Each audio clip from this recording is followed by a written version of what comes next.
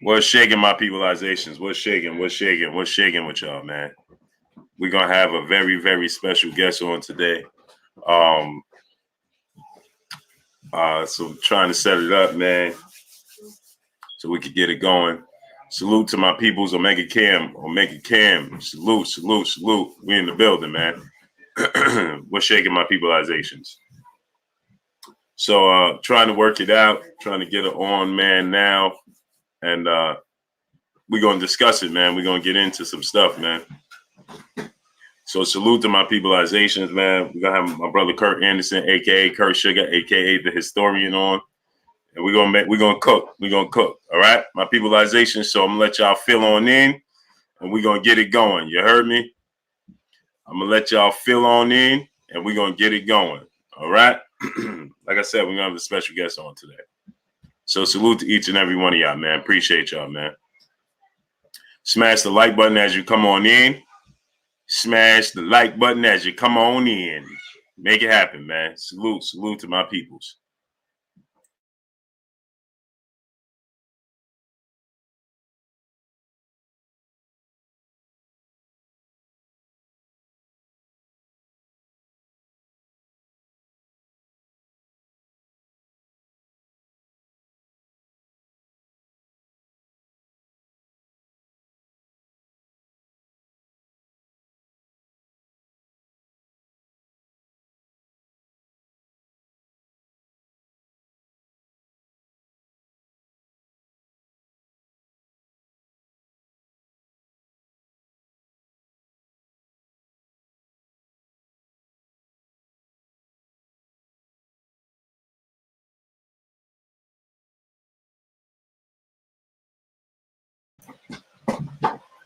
Stack Dollars, Darren Davis, Shadow 979, Kamel Page, the Expert Genius. Salute to my peoples, man. Salute, salute. Smash the like button. Let's get it in, man.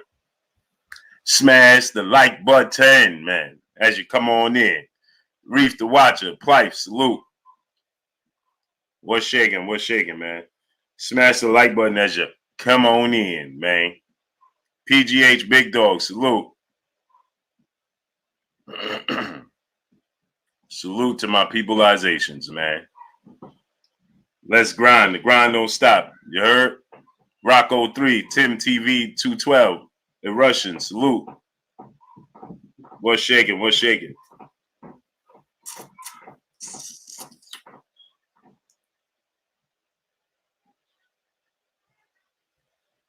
What's shaking? Rico Shores, my brother CB Sports TV, Carl Burrell, what's shaking? Go subscribe to my brother CB Sports TV, man.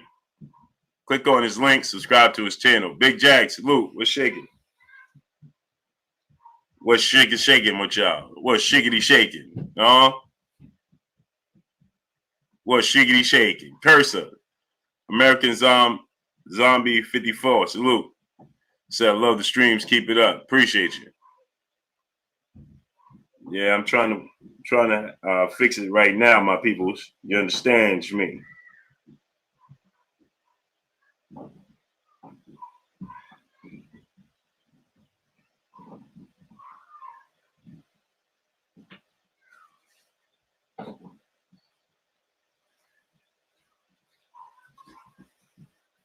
We gonna cook today. Shaping my peopleizations. What's good? What's good? What's good, man? Smash the like button as you come on in. Wipe your feet before you come inside. Hold on 1 second, y'all.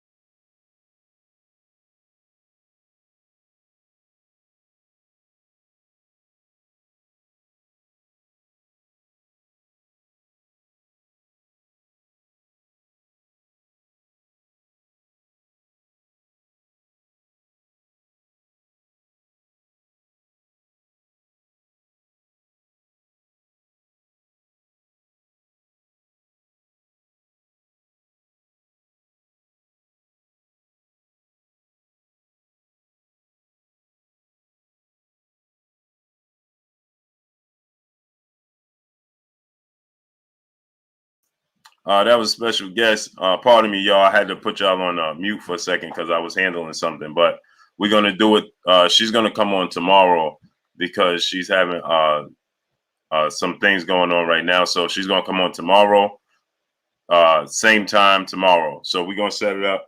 Well, I already just set it up for tomorrow at this time. So obviously she's in high demand. Obviously she has a lot going on. So respect to her, and I appreciate her, and we're gonna do it tomorrow. So we're gonna do this, but I'm still gonna have Kurt, and we're just gonna do our show right now. You know what I mean? So let me call Kurt right now. So we're gonna do it tomorrow. Cyber Tesla Trunk 2777. Salute. Hey Kurt, you there? Hold on. Let me try to connect. But she's gonna do it tomorrow because she got something going on right now. She was trying to call, but we was trying to get it set up. But she's gonna call back tomorrow. So we're gonna do it for tomorrow at the same time. And but we're still gonna do the show right now. All right. So I'm try to call back because it's not connecting. Call right back again. Okay. All right. All right.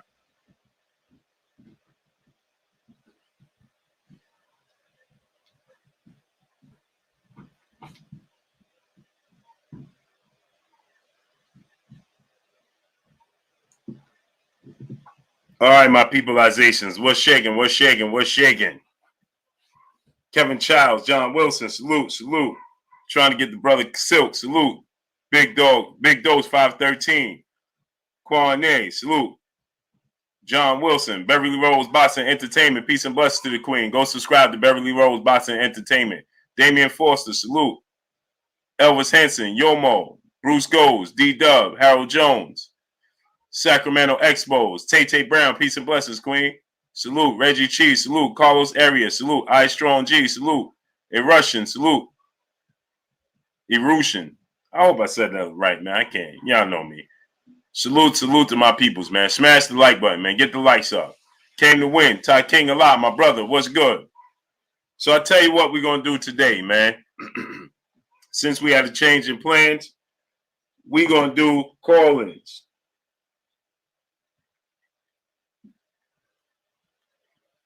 Me and my brother Kurt Anderson, we're going to do the call-ins. Let me try to get Kurt on the line.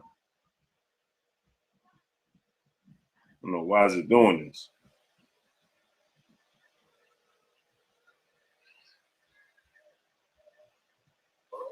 Hey, Kurt, you there? Oh man, this is not connected again. Try to call back, Kurt. All right.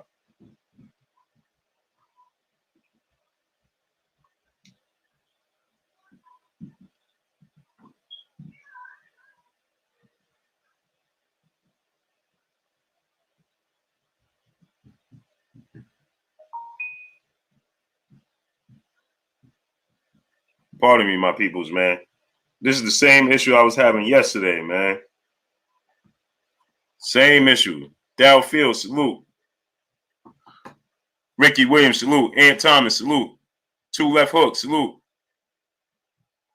So we're going to take call-ins today, man. As long as we can get this going. I don't know why it's not working. But today we're going to take some call-ins, man. We're going to get it going today, man. Facts, salute. Appreciate you. Boxing Good, salute. Billy Moss, salute. Ernest OKG, salute. So we're going to get it going, man. Trying to get my brother Kurt Anderson on. Says it's connected now. We're going to take phone calls today. We're going to grind, man. We're going to grind.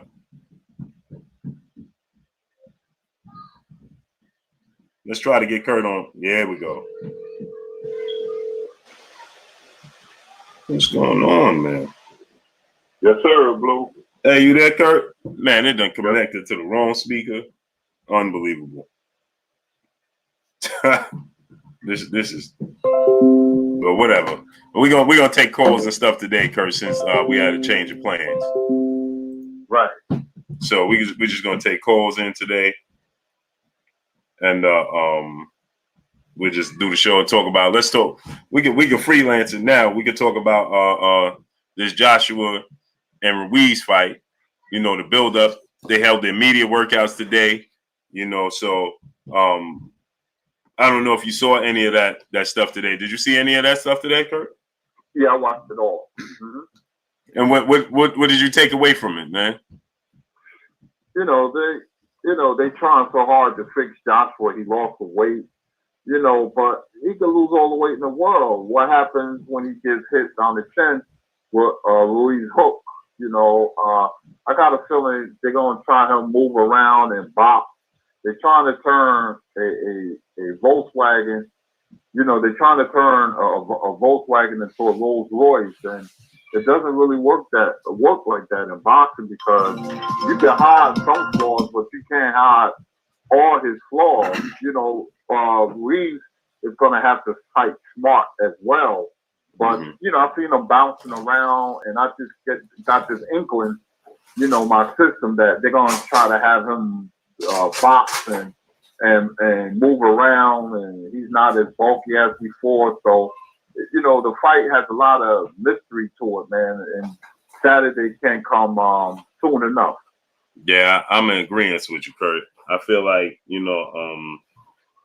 slimmed down, and he said something that made me think, because he said that he wanted to make this fight boring. That's what he said. So like the game plan, we said fight like Vladimir Klitschko is his key to the victory.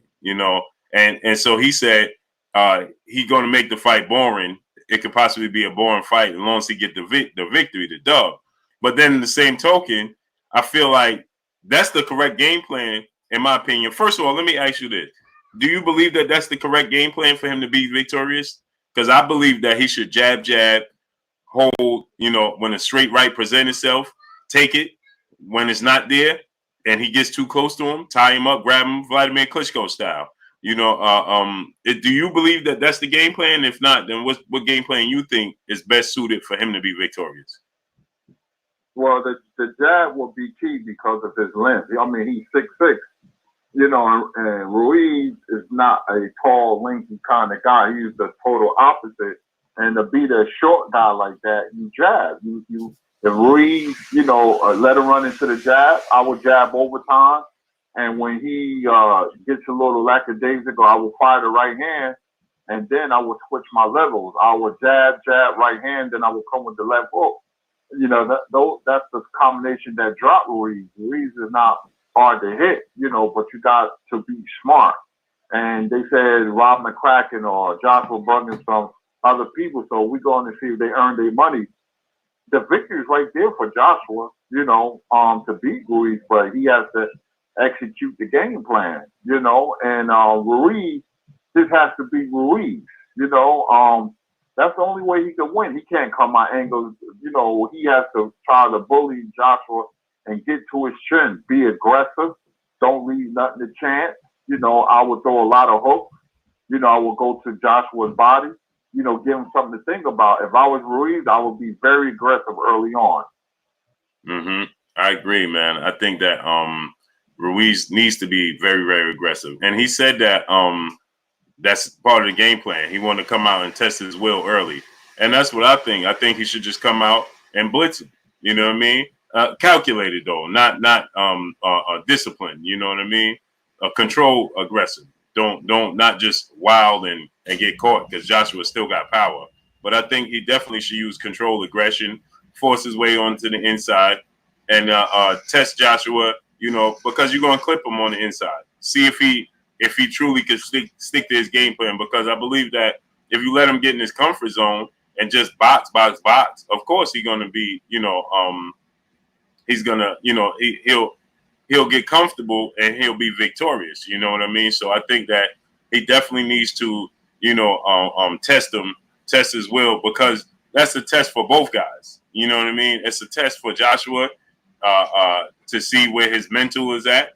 They both want to see where Joshua's mentality is. You know what I mean? So I definitely feel like that's where Andy Ruiz needs to come right out the gate and test his mentality, test his will right out the gate, because I don't think as well. And people get it twisted, Kurt, when I say that Joshua, as soon as the first sign of adversity and trouble, he's going to pack it in. And people saying, I've seen people in the comment section, people saying, "Oh, what do you mean? Like he don't have no heart? He don't have no." That's not what I'm talking about when I'm saying packing it in. I'm not talking about from taking punishment.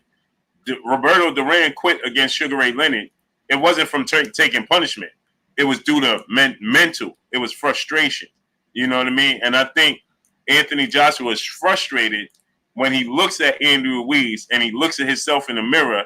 He cannot understand and fathom that he even lost to such a guy.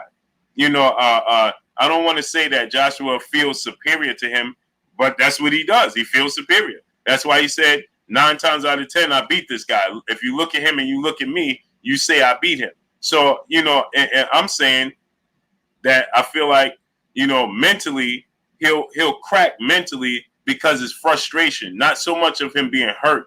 You know, I think he was buzzed and never got himself together in the first fight, more so than he was hurt. You know what I mean?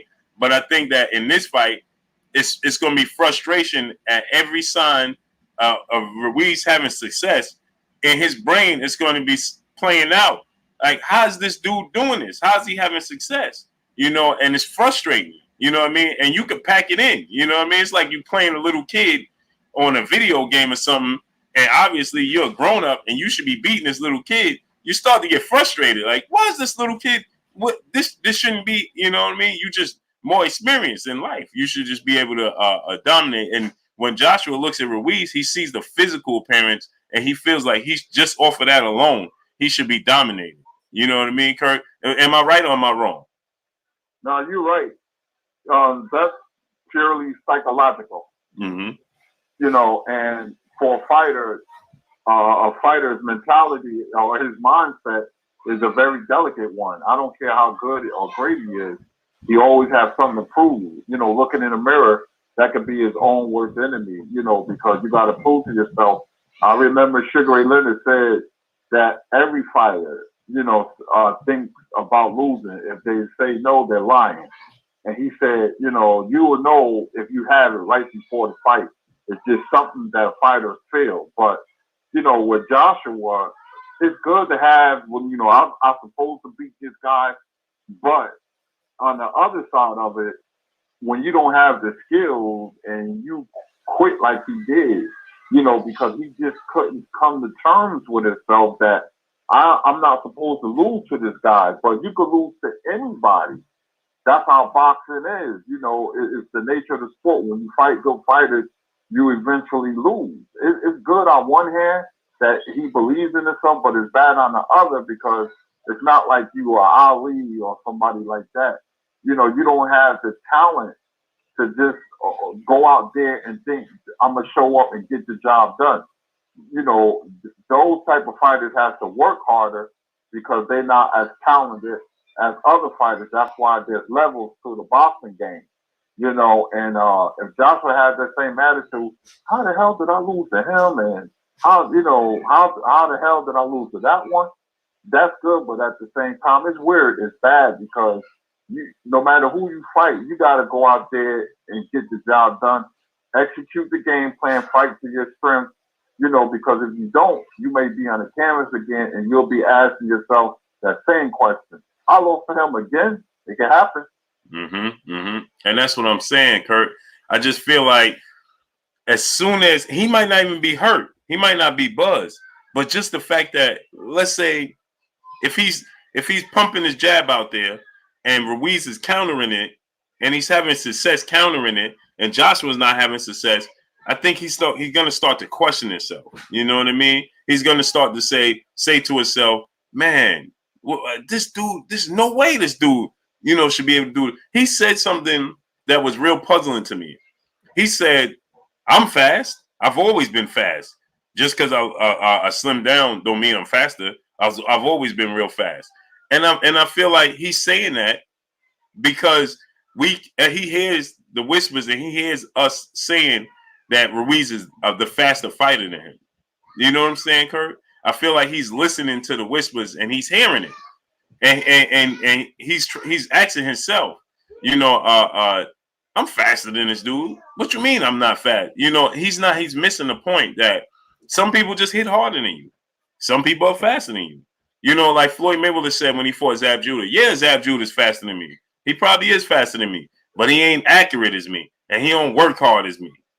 You remember that, Kurt, when Floyd said that? Yes, sir. You know, boxing is science. And, Joshua and Wilder, the difference between the two conferences is that you get the feeling and you know that Wilder's confidence is for real. Joshua's confidence is more like fool's gold. Somebody whispering to him and telling him he this and he that. It could be looked at as narcissism or arrogance. I'm not supposed to lose to him, but when you hear somebody like Wilder, who's extremely confident and believe in himself wholeheartedly, I don't get that from Joshua. I just think there's some fake makeup in there somewhere, man. I don't view him as being this overwhelmingly confident kind guy. I don't think it's true blue. He's the type of guy that people have a whole lot of yes men around him, and they start believing they press clippings. He's not as good as he thinks he is, and that can be very troublesome for somebody like Joshua, who's not mentally strong at all. Exactly. It's like it's not legit. You know, he's when he did an interview yesterday with Coogan Cassius, right, in IFL TV, he said on the interview, he said, "Who do you think going to win?" It's like, I never heard Wilder say anything like that. You know what I mean? So Coogan said, well, I then he changed it from who you think is going to win to who you want to win. So Coogan said, I want you to win. And he said, well, there you go. There you have it. It's like he's trying to he needs the public to convince him that he should win. He wants the public to be on his side that he should win. I understand. See, there's little things I take from his conversation and I say, I like that. And then there's things that's red flaggish. It's concerning. When he said that when he lost, he said that I never focused on losing weight. It's just that when I lost, I never wanted to leave the boxing gym again. So I stayed in the boxing gym. So I understand that as a competitor. You just going back to the drawing back to the well. You can't understand it. You can't fathom it. You just got to get that stench off you. You know what I mean? And I like that as a competitor. But then when he's asking people, who do you think going to win? How do you think? Like, that's not the mindset and that's not the makeup of a guy that feels like he's going to win hands down. And then another thing he said, Kurt, was he said, definitely going to be a trilogy. I got to fight this guy again. It's like he needs to fight him again. You know what I'm saying? It's like he wants to knock him out. And see, so this is where I get concerned, Kurt, because it's like you're not going to stick to the game plan because deep down you want to prove a point. And using the Vladimir Klitschko tactics to win the fight is not proving a point. That's not a statement. That's just getting the dub and going home. That's Floyd Mayweather-esh. When Floyd Mayweather, it don't matter how I win, as long as I win and go home. You know what I'm saying? Vladimir Klitschko style is, I don't care if I knock you out or not. I'm just want to go home. It was boring. The crowd was booing, but he didn't care. You know what I'm saying?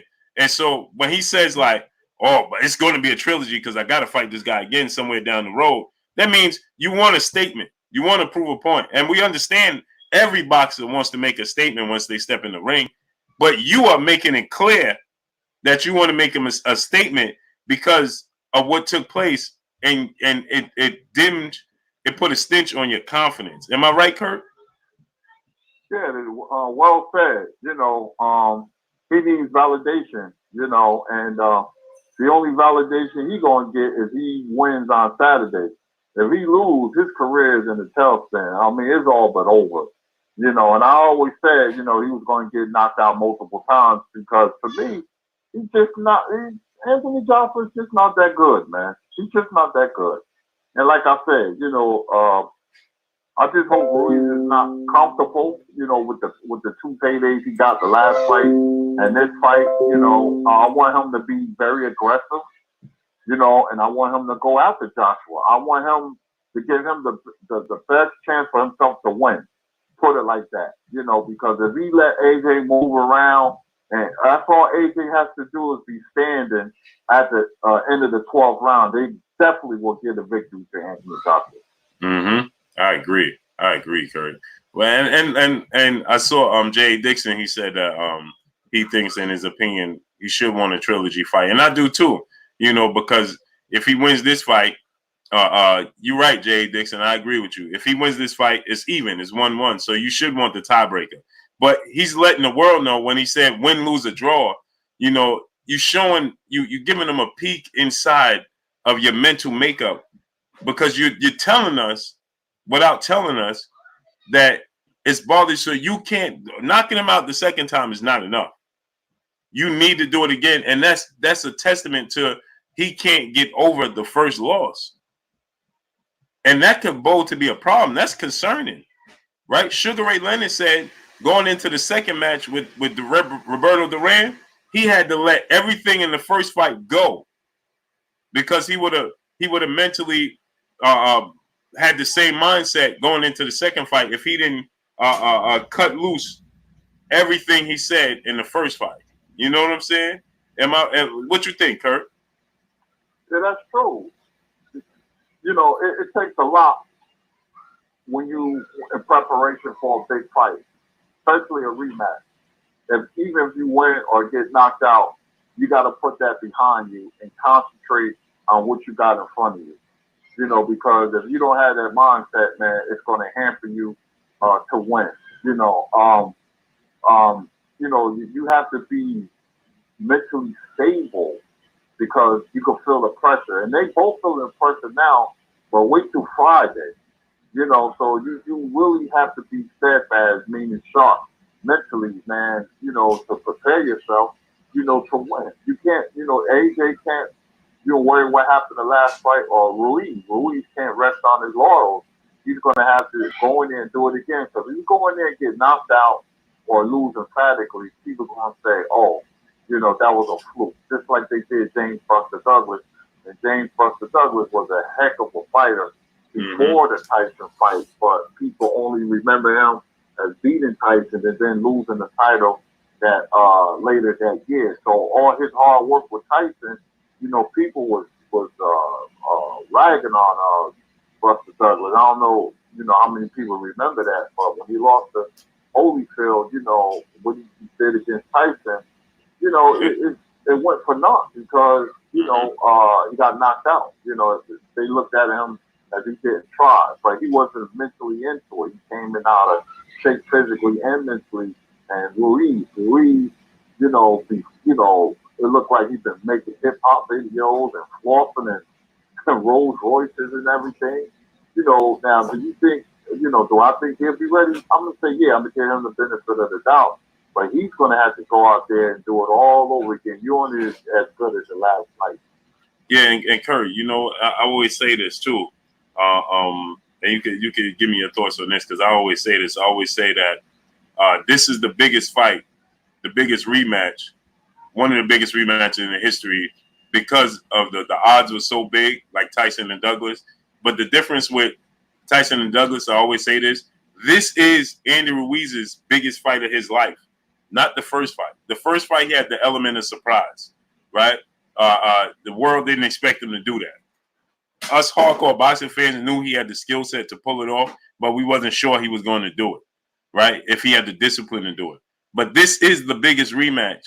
This is the biggest fight for Andy Ruiz's career, because this is his opportunity to prove it wasn't a fluke, like you just said.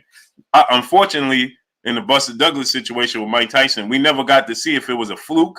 Was it styles-made fights? Was it the fact that Buster Douglas had previously just lost his mom, you know, and he was motivated? He threw, you know, he had no cares. He had no worries. He didn't care if Mike Tyson knocked him out or not. He went for it because he had nothing to lose, because he just lost his mom. He was pretty numb. You know, he was in the best shape of his life. You know, so we never got to see the rematch. And just like you said, Kurt, he went right into the Holyfield fight, looked sloppy, looked out of shape, went in there and just completely gave it up. You know, so we never truly got to see, you know, and like you said, everything he did with Mike Tyson went by the wayside solely because he came in the Holyfield fight unfocused, unconditioned, unfocused. He wasn't locked in. You know, he looked like he was happy that he beat Mike Tyson, and that was it. That was a highlight of his life, and he accepted it. In this case, that first fight wasn't the biggest fight in Andy Ruiz's career. That was the biggest opportunity. This is the biggest fight of his career, of his life. This is to let the boxing world know that he's here. We understand that he's here because we saw he could do it. But now he needs to let us know he could stay here. There's a difference. Am I right, Kurt? Yeah, you are right. You know, harking back to the Buster Douglas situation, you know, it's all about being hungry and disciplined. Buster Douglas was one of the best athletes to be a boxer in the history of the sport. You know, basketball, football. You know, from Columbus, Ohio, and he could have played any sport. Buster Douglas got the Mike Tyson fight because when Tyson fought Spinks, he was on the undercard. He fought an up-and-coming heavyweight from Houston, Texas, named Mike Williams. He was supposed to have fought Mike Tyson, was going to get the Mike Tyson fight, but Buster knocked him out with jabs on the undercard. He looked so good. He the one that got the Tyson fight because I said, I'm sitting in the Fabian movie theater on closed circuit. I said, damn, Buster Douglas was good tonight, man. He looked real good. There ain't nobody know he was going to beat Mike, but, you know, Buster Douglas like 6'4", 235, you know, fast hands, good right hand, jab, double jab. You know, he was motivated. You could tell. Mm-hmm. He had a lot of pep in his step. Mm-hmm. And the reason I'm bringing up Douglas is, you know, Ruiz has to be the same way. You know, I got a chance to prove to people that this is not a fluke. You know, I'm the real deal. They're making fun of my shape or whatever. I'm not the body beautiful, whatever, as they say. And I'm going to go ahead and despite the weight or whatever, I'm going to show them that I can do it again. And I'm legit. So if I was Ruiz, I would be highly, highly motivated on Saturday. And Kurt, Buster Douglas looked a lot like Riddick Bowe in his heyday. His style, even his physique, his build. You know, he looked like Riddick Bowe. They both had excellent jabs. People forget Riddick Bowe had a heck of a jab. He beat Holyfield's prime. And Holyfield wasn't a good fighter. He was a great fighter. You know, sneaky uppercut. Buster Douglas has a very good uppercut. Ask Mike Tyson. Buster Douglas had all the tools, just like Riddick Bowe. And I'm glad you brought up Riddick Bowe because he's another one. He lost his hunger. You know, having a refrigerator in his bedroom, in his mansion, and you know, listen, I'm not one to judge because they be in the gym for 6 to 8, 10 weeks, and then they fight. Boxing is stressful, but hey, man, when you got the millions in your bank account, man, things change. You know, Douglas got $12 million when you signed the contract, and then he got another 12 after the Holyfield fight. So that $12 million, you know, he like, you know, I've never seen this kind of money before.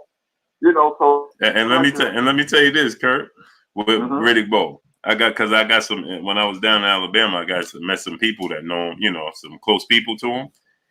He ain't just have a refrigerator, Kurt. He ended up having a whole kitchen built in his bedroom. That's crazy, man. He ended up having a stove and everything built in his bedroom. A whole kitchen. Wow. Mm-hmm. You know, I'm not surprised at all, man. You know, that's, you know, losing hunger. And many fighters have lost that hunger. You know, that's why I worry about Ruiz. You know, I was seeing him flossing and stuff like that, and, you know, stunting, and like he was in a hip hop video. So, you know, people change, and people, you can't underestimate that. You know, Joshua seems to be hungry, whether he do it or not. You know, that depends on his skill level on Saturday because he's had money for a while, and some fighters are like that. Floyd always remained hungry, hundreds of millions of dollars. You know, I don't know how he did it because, you know, if that was me, I'll be at Magic City somewhere. But you know, that's just another story. But you know, certain fighters can do it, and certain fighters can't. You know, remain hungry. Like Marvin said, it's hard to, train when you laying in silk sheets. Yep. You know, it's just when man, and they showed me some receipts about Really Bo and his. Yeah, I saw some pictures and everything, and I'm like, wow, man. Because I was like, yeah, listen, you know, we always, everybody knew about him with the refrigerator, and they was like, man, you have no idea. He went beyond the refrigerator. He ended up having a kitchen built in his bedroom, so he didn't have to leave the bedroom. A full kitchen, man. That's unbelievable. And they were showing me pictures of it, and I'm like, wow, that's unbelievable, man. Like, I mean, obviously that's due to some sort of stress, you know, depression. You know what I mean? But man, you can't. And it was a mansion, you know, so it wasn't like it was your regular everyday house that you could just walk to the kitchen. But it's still, the kitchen ain't that far away to have one built in your bedroom. That's like, man. And you know what, Curry, I always think about it is because most boxes, period, come from nothing. You know what I mean? So a lot of times they use the sport of boxing as a exiting tool, you know. And so I think we underestimate because uh, um, we see greatness in them, but they are them. You know what I mean? So we from the outside looking in, they are who they are. So I think sometimes we just take it because we love the sport and we love them as boxers, and we take them, I don't want to say for granted, but I think we place them in a position that, you know, they're not truly, they shouldn't be in. And I think that we expect stuff out of them that we shouldn't expect because we love the sport. So we always see greatness. Hey, you could do this. You could have did that. And that's might not be what they want. They might just want it to have that mansion and car and say goodbye to the sport. You know what I mean? And they get somewhat, you know, familiarity is stronger than anything. So they get familiar with waking up every day and running. They get familiar with going to the boxing gym. They get familiar with the sport. So it's not so much that they love the sport. It may be a lot that they just familiar with the sport. You know, this is something that they used to doing. And we want them to achieve greatness because we want to see greatness, but they might not have that hunger. You know, it's like I look at Terrence Crawford and I say that, you know, we always say like Terrence Crawford, he needs to leave Top Rank, you know, so he can get these fights. He say he wants these fights with Sean Porter, Danny Garcia, Keith Thurman, Errol Spence, and Manny Pacquiao. This is what he say, right? But his actions show otherwise. You know what I'm saying? His actions say that's not the case at all. He's complacent right where he's at. You know what I mean? So, you know, what do you think about that, Kurt? Yeah, I was thinking about Terrence Crawford too. There's been many fighters that, you know, the fans clamor for them to fight more and harder or whatever, but we don't know what they go through. Terrence Crawford, maybe he's comfortable where he's at. There's no other explanation. You got to remember, it's not like he's in New York or Philadelphia, Los Angeles, Chicago. He's in Omaha, Nebraska. It's very laid back. He goes fishing.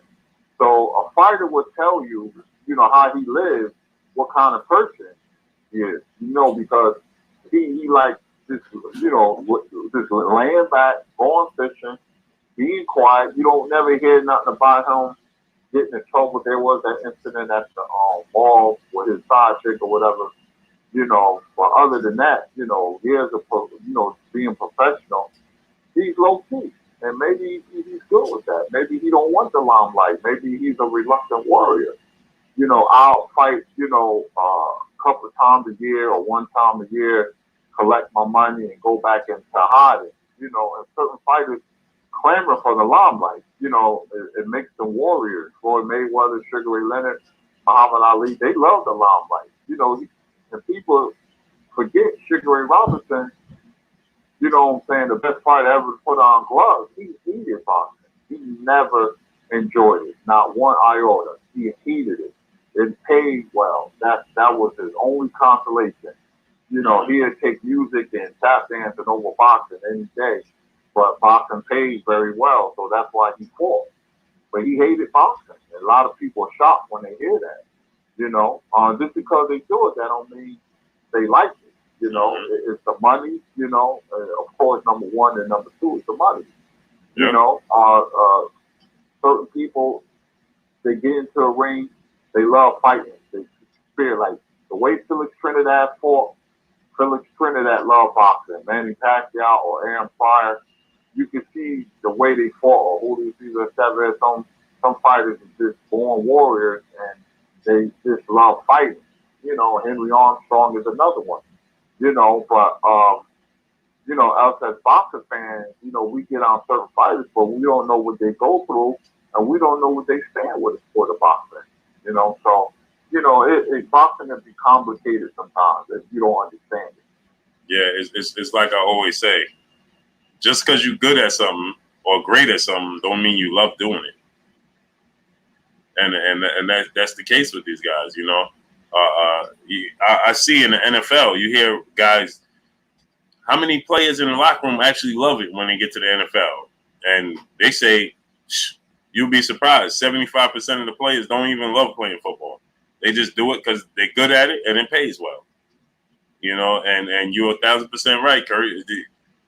And so we place these guys in a position because we just looking at it from a fan perspective, and we saying, hey man, you could do this, you could do that, you could be this, you could be that. And that's not what they want. As long as they could feed their family, as long as they could, you know, do what they enjoy doing on an everyday basis, and you know, if financially, you know, pays for them to do it, that's what they do. You know, so we get irate with these guys, and we feel like, hey, listen, man, you should do this, you should do that.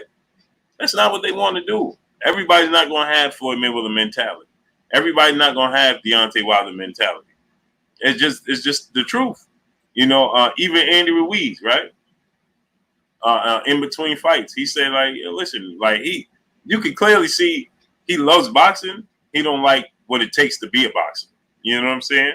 Some guys love what it takes to be a boxer. Floyd Mayweather loved what it took to be a boxer. That's why he ran every day. That's why he was in the gym every day. He loved the smell of the gym. That's why he still go to the gym today. You know what I mean? It's because he loved what it takes to be a great boxer. Andrew Ruiz don't love what it takes to be a great boxer. He just loved fight night. You know what I mean? And he liked to reap the benefits of it. But he's great at it. You know what I mean? He has a high ring IQ because he loves the sport. He just don't love what it takes to be what he needs to do to be where he's at. You know, Anthony Joshua, it's funny, right, Kurt? Because last night, man, I went to sleep watching Rocky IV.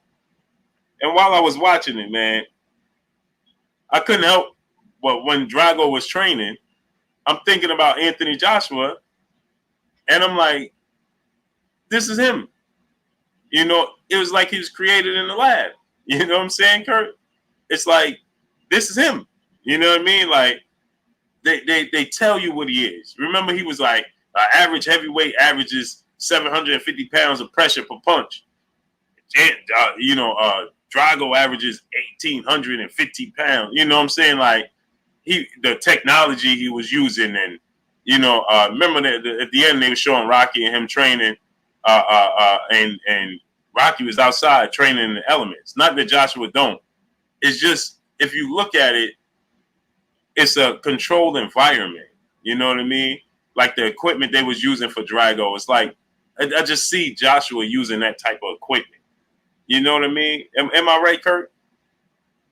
Well, I always say he was a manufactured fighter. You know, they wanted somebody who was going to be a good or a great heavyweight or be a crossover star. They was clamoring for that kind of guy, the UK fan base, and you know, they used to talk about his numbers, how many people he brought to the fight, and this and that, and it was a shock to them when he lost. So, you know, that kind of brought people back to reality and said, well, maybe he ain't that good.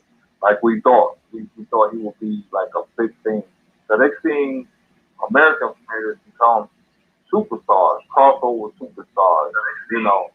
And another thing, you know, we on this subject, you know, Mike Tyson had 2 careers. There was the dedicated Mike Tyson that made him effective.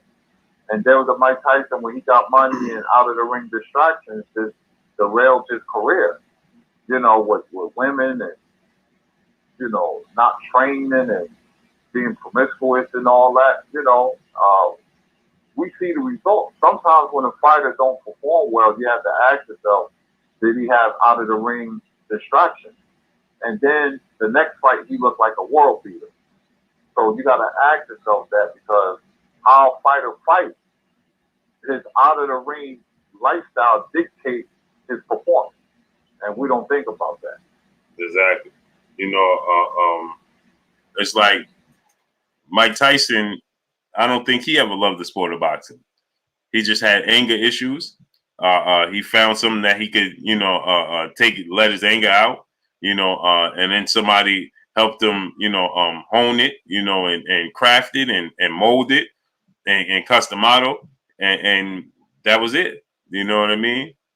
And he was ferocious. His approach, because he was angry inside, so it was just control the aggression and unleash it. Like we watched the Incredible Hulk on the Avengers. Remember, he said, "Hey, you want to turn into the Hulk now?" And he's like, "You want to let the Hulk out? Don't you want to get angry? Now it's time to get angry." And he was like, "That's the secret. I learned to hold it. I'm always angry. I just learned to control it." You know what I'm saying? And when Mike Tyson got with somebody that was able to mold it and control it and keep it intact and use it to benefit him, he took advantage of it. But you can see, just like in those fights in the second half of his career, as soon as he started getting tagged up, boop, boop, boop, boop, he showed quit.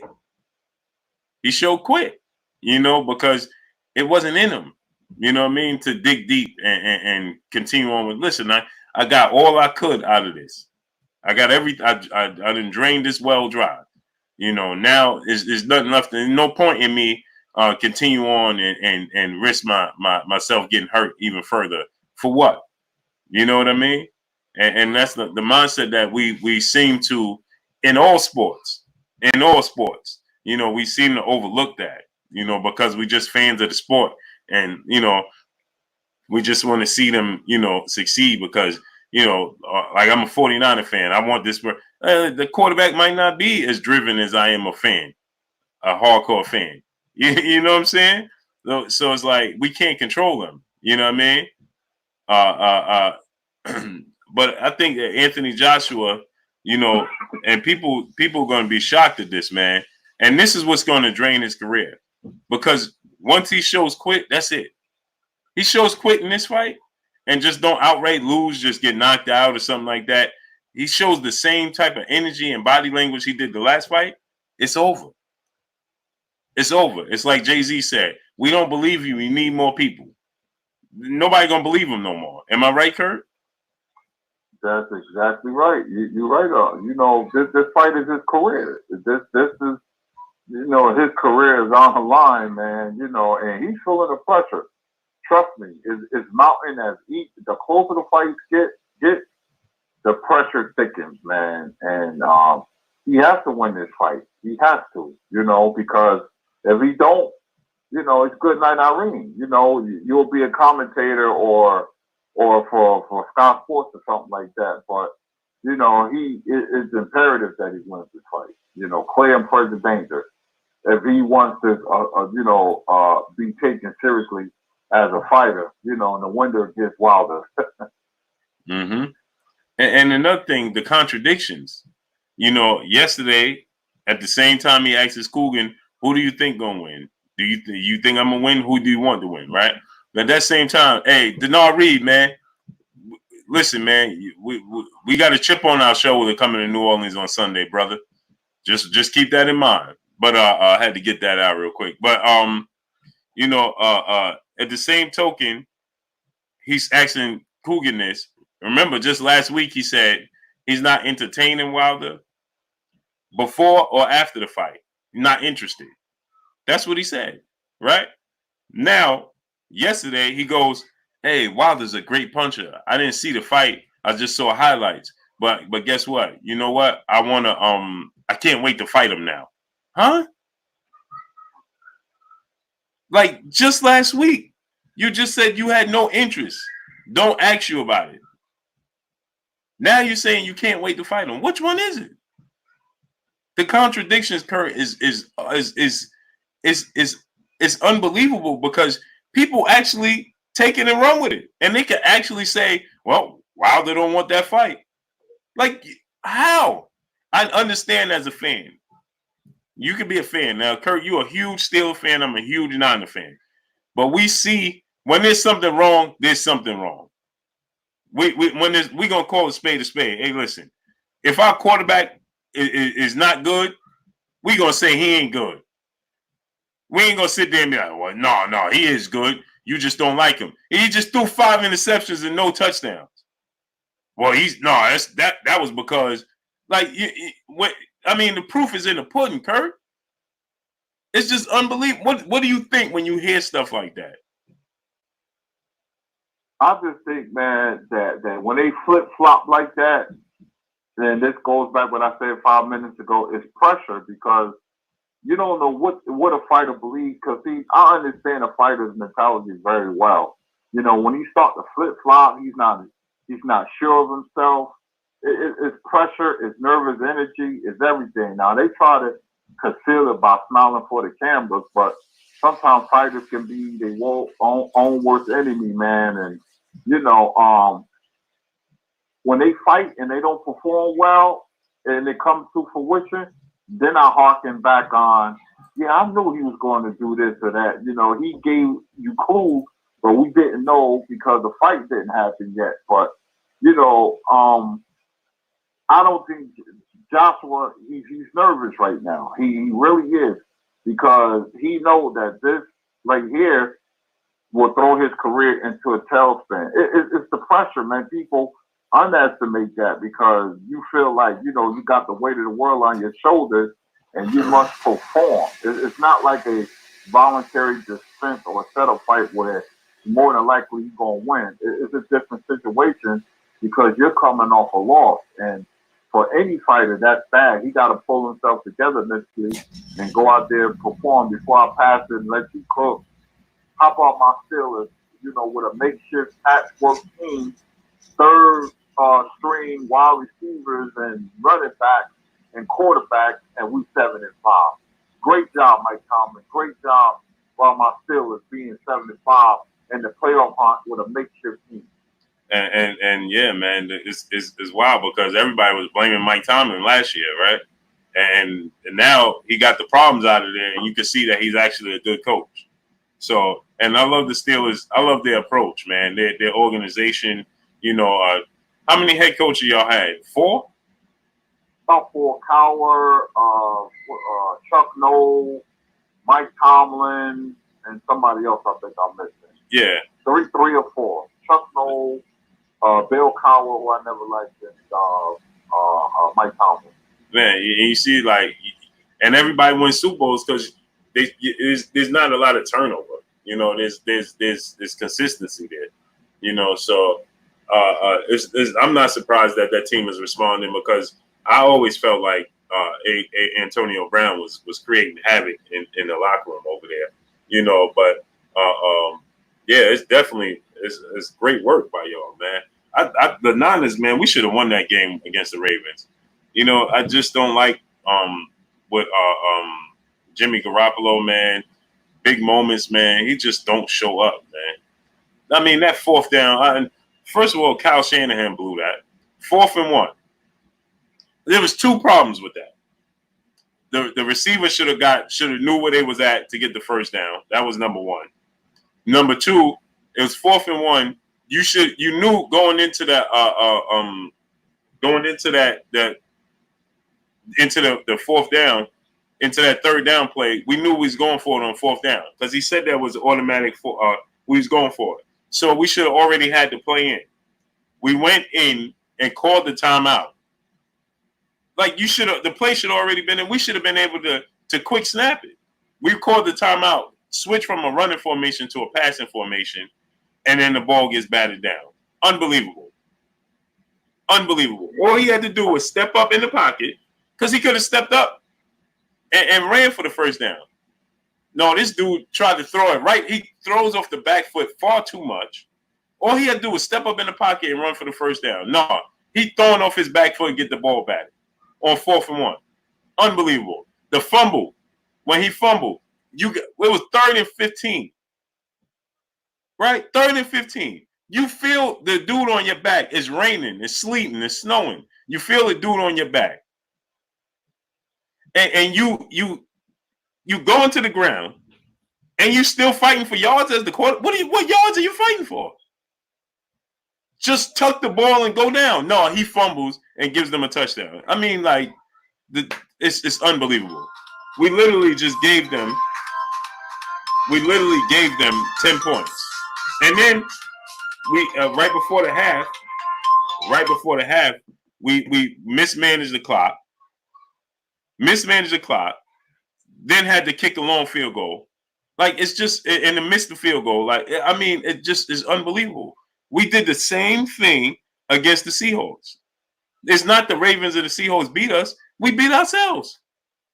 And then the refs didn't help us. We got 2 phantom calls. The roughing the passer was ridiculous. Like, we just kept getting these phantom calls. Like, I mean, you can't beat yourself. You can't beat yourself. It's just ridiculous, Kurt. I was so upset, man. I'm like, man, we just blew this game for no reason, man. If we'd have made the field goal, if you think about this, he don't fumble, we punt the ball. Make them use the field, right? They don't get a short touchdown, a short field. We asking the defense to do too much. Then on top of it, right, you right before the half, if we make that field goal right before the half and then make the field goal, we had the ball 3 times and didn't get no points in the second half. One of those field goals, they don't win with a field goal. We put a lot of pressure on them and forced them to have to run the ball. Period. I mean, I have forced them to throw the ball because they like to run the ball. Right? No, we blew it. We blew the game. We blew the game, man. Lamar Jackson had 200 yards total. 200 yards total. He had 100 and a little over 200 yards. He had 106 yards passing, I think, and he had 104 yards running. So he had like 210 yards total. I mean, come on, man. And that's a good game for him. Sure is, man. I'm gonna say this, man. Russell Wilson don't get the props he deserves, man. That's a very good quarterback, man. Yeah, he keeps plays going, man. He just keeps you gotta. It's hard. You can't cover receivers for 20 seconds and all that, man. Him just being able to always keep his eyes down the field and keep plays alive. That's what's so difficult about him, man. He keeps the play alive. So a lot of those times, dudes be wide open because you can't cover them for that long. So he be throwing balls underneath and all. They wide open. You know what I mean? So, oh man, the Niners, man, boy, oh boy. Now they made this game with the Saints and the Seahawks must win. If we'd have won that first game against the Seahawks and this game against the Ravens, they're not must wins. Hold up, Blue. Somebody in chat saying TV boxing addict. Are you serious? Don't sleep on Dallas. Yeah. You know them Cowboy fans. I seen when he said it. That's why I was ignoring them, man, because you know those Cowboy fans are. He said they're making changes. You know those Cowboy fans are. They're delusional, man. They like Anthony Joshua fans. Those Cowboy fans. You know what I mean? They're delusional. He told me Dak Prescott gonna win the MVP next year. That's what he said. It's unbelievable. You can't make this stuff up. Dak Prescott gonna win the MVP. You know what I mean? See those Cowboy fans. That's why Stephen A. Smith be losing it so much on those Cowboy fans. You know what I mean? They could be 0-15 and talking about next year we gonna win the Super Bowl. Next year we gonna win the Super Bowl. They ain't even talking about rebuilding. And Jerry Jones got the same mindset.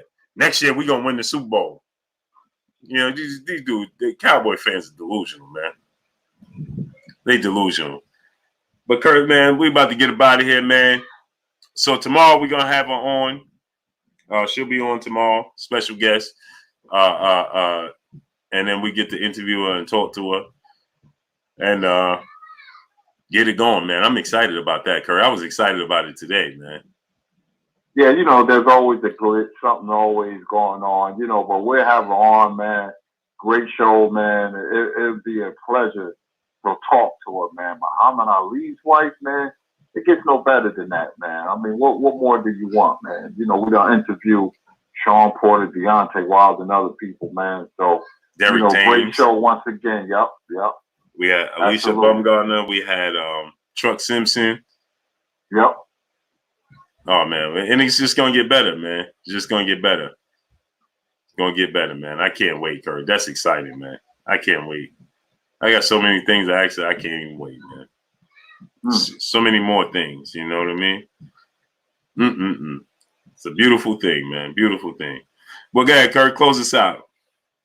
Man, it's been another great show, man. You know, LDBC is doing their thing, man. We got haters coming after, but that's okay. Just brush the hate off, you know, like dirt on your shoulders. I thank the chat, you know, the host of the show, Blue, doing his thing, man. You know, I'm just lucky to be a part of it, man. And, you know, Bang New Media, you know, shout out to the almighty LDBC, man. My name is Curtis Anderson, a.k.a. Kurt Sugar. Until tomorrow, I will say peace. Yes, sir. Yes, sir.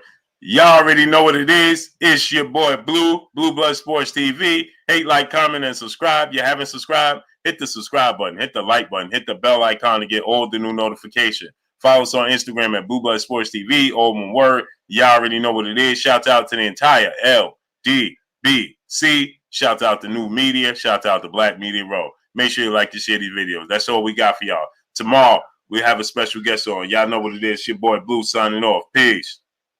Peace.